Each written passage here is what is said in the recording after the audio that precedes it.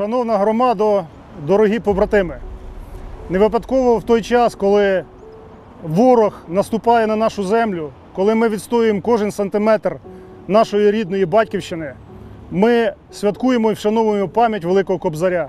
Ми відмічаємо Шевченківські дні. Кобзар – це надзвичайно велика людина, яка своїм словом і пером в свій час піднімала дух українського народу в боротьбі за визволення наших земель від супостатів. Він завжди підтримував свободу і незалежність українських земель.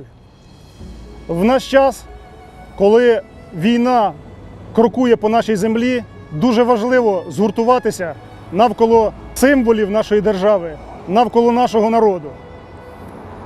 Пам'ятаємо, що Черкащина є колискою національно-визвольного руху, є серцем козацького роду. Пам'ятаємо, що саме Холодноярівська республіка була запорукою перемог проти супостатів, які нападали на нашу землю. Підкреслюю, Збройні сили України, територіальна оборона Черкащини. Ми всі готові до відбиття агресії на нашу землю. Ми переможемо. Ми знаємо, що перемога буде завжди за нами.